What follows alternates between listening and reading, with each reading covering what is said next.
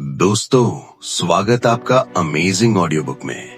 आज से हम शुरू करने जा रहे हैं एक ऐसी डार्क कहानी जिसका नाम है रेवरेंट इंसैनिटी। ये एक नॉवेल है। इस कहानी फैंग युआन के आसपास घूमता है। तो रेवरेंट इंसैनिटी को चाइनीज वेब नॉवेल वर्ल्ड का सबसे यूनिक और कंट्रोवर्शियल स्टोरी माना जाता है। फैंग युआन, जो 500 साल का रीबॉर्न डेविल कल्टिवेटर है, उसका गोल सिंपल है, इटर्नल लाइफ पाना। तो मैं इसे बस एक्सप्लेन करूंगा। तो चलिए शुरू करते हैं फैंग युआन की कहानी रेवरेंट इंसैनिटी। सोचो, एक आदमी जो पूरी दुनिया के खिलाफ खड़ा है, ना उसके साथ कोई है, ना उसके लिए कोई दया, और जब मौत उसके बिल्कुल सामने खड़ी होती है, तब भी उसकी आंखों में पछतावा नहीं होता। ये कहानी किसी हीरो की नहीं है, मतलब ये कहानी है एक एंटी हीरो की। चैप्टर की शुरुआत होती है एक भयानक सीन से। फैंग युआन अकेला खड़ा है और उसके चारों तरफ उसके दुश्मन। एक चिल्ला रहा है, स्प्रिंग ऑटम सिंकारा दे दे, तुझे तुरंत मार देंगे और ज्यादा दर्द भी नहीं होगा। कोई उसे याद दिला रहा है, तू एक डेमन है, हजारों लोगों का कातिल। और कोई अपनी पर्सनल नफरत उगल रहा है, 300 साल पहले तूने मेरी जिंदगी बर्बाद की थी, आज तेरा अंत होगा।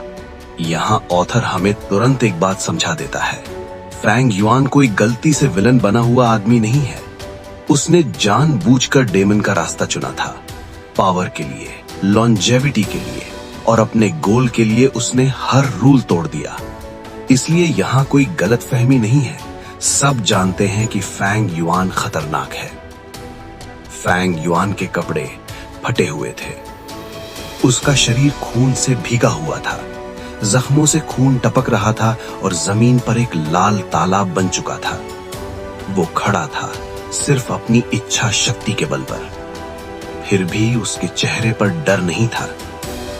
उसकी आंखें गहरी थीं, बिल्कुल एक पुराने कुएं जैसी, जिसमें झांकने पर कोई तल नहीं दिखता। ये आंखें दिखाती हैं कि ये आदमी हार चुका है, पर टूटा नहीं है। हैरानी की बात यह है कि इतने लोग होने के बाद भी कोई भी आगे नहीं बढ़ रहा, सब रुक गए हैं। क्यों?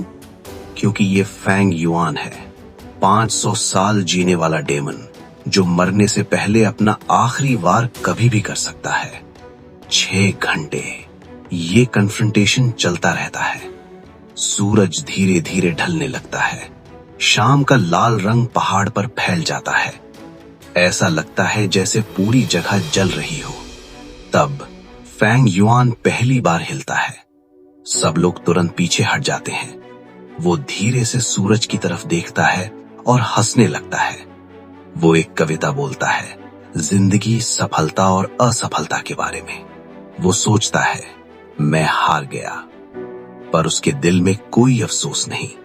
फैंग युआन मानता है कि जब उसने डेमन का रास्ता चुना, तभी उसने ये अंत एक्सेप्ट कर लिया था।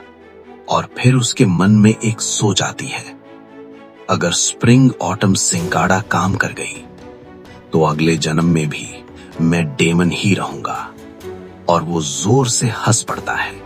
चिंग माओ पहाड़ों पर हल्की हल्की बारिश गिर रही थी। रात गहरी हो चुकी थी, लेकिन पूरा पहाड़ अंधेरे में नहीं डूबा था। पहाड़ की ढलान से लेकर नीचे तक छोटी छोटी रोशनियां जल रही थी, जैसे किसी ने रात के अंधेरे पर तारे छिड़क दिए हों। ये गु युए गांव था, एक सुनसान पहाड़ के बीच बसा हुआ इंसानियत का एक अकेला निशान। गांव के बीच एक भव्य भवन चमक रहा था। अंदर एक पवित्र अनुष्ठान चल रहा था। सफेद वस्त्रों में लिपटे हुए लोग घुटनों पर बैठे थे और सिर झुकाए हुए थे। गु युए क्लैन का मुखिया पुरखों के सामने प्रार्थना कर रहा था। लकड़ी के अल्टार पर पुरखों की पट्टियां रखी हुई थी। धूप की हल्की सी सुगंध हवा में फैली हुई थी। वो धीरे स्वर में आशीर्वाद मांग रहा था, क्लैन के भविष्य के लिए, नए प्रतिभाशाली बच्चों के लिए। एक के बाद एक सब लोग माथा टेकते चले गए। हॉल में सिर्फ माथा लगने की आवाज सुनाई दे रही थी। कुछ ही देर में सेरेमनी समाप्त हो गई। लोग बाहर आए तो माहौल थोड़ा हल्का हो गया। वक्त कैसे बीत जाता है पता ही नहीं चलता। कल ही लगता है पिछली सेरेमनी हुई थी। इस साल कोई खास प्रतिभा निकलेगी या नहीं? जैसे ही बाई क्लैन का जिक्र हुआ, माहौल फिर से गंभीर हो गया। बाई निंगपिंग 2 साल में ही लेवल 3 गू मास्टर। ऐसा प्रतिभाशाली युवा आगे चलकर पूरे क्लैन का सहारा बन सकता है। तब किसी ने धीरे से कहा, गू युए फैंग युआन को मत भूलना। 3 महीने में बोलने लगा था, 4 साल में चलने लगा, 5 साल में कविता पढ़ने लगा। माँ बाप जल्दी चल बसे थे, अब चाचा चाची के साथ बड़ा हो रहा था। लेकिन उसकी आंखों में सिर्फ बचपना नहीं था, वहां किसी और ही चीज की चमक थी। क्लैन का मुखिया चुपचाप ये सब सुन रहा था। उसके चेहरे पर हल्की सी मुस्कान आ गई। अगर ये लड़का ए ग्रेड निकला तो क्लैन का भविष्य बिल्कुल बदल सकता है। जाते जाते मुखिया ने सबको चेतावनी दी, कल जो भी होगा ईमानदारी से होगा। क्लैन की एकता से कोई समझौता नहीं। कॉरिडोर धीरे धीरे खाली हो गया। मुखिया खिड़की के पास आया। ठंडी नमी भरी हवा अंदर आ गई। गांव की रोशनियां अब भी जल रही थी। उसी रोशनी को उसी वक्त एक और जोड़ी आंखें देख रही थी। एक युवा शरीर खिड़की के पास खड़ा था। आंखों में हैरानी थी और दिल में 500 साल पुरानी यादें। गू युए गांव 500 साल पहले। वो अपने हाथ देखता है, कोमल, जवान। 500 साल का अनुभव उसके मन पर बोझ की तरह बैठ चुका था। ये सपना नहीं था। बारिश की हल्की आवाज खिड़की से टकरा रही थी। ठंडी हवा धीरे धीरे कमरे के अंदर भर रही थी। फैंग युआन खिड़की के पास खड़ा बाहर जलती हुई रोशनियों को देख रहा था। ये वही गू युए गांव था, लेकिन बिल्कुल वैसा नहीं जैसा वो उसे याद करता था। इस वक्त सब कुछ शांत था, साफ था, जिंदा था। उसके मन में 500 साल का बोझ था। जिंदगी और मौत के बीच गुजर चुके पल, जीत और हार के अनुभव और अनेक धोखे। उसने बहुत कुछ देखा था, बहुत कुछ झेला था और अब वो वापस आ चुका था। दिमाग में स्प्रिंग ऑटम सिंगाड़ा सच में काम कर चुकी थी। वक्त को पीछे मोड़ दिया गया था।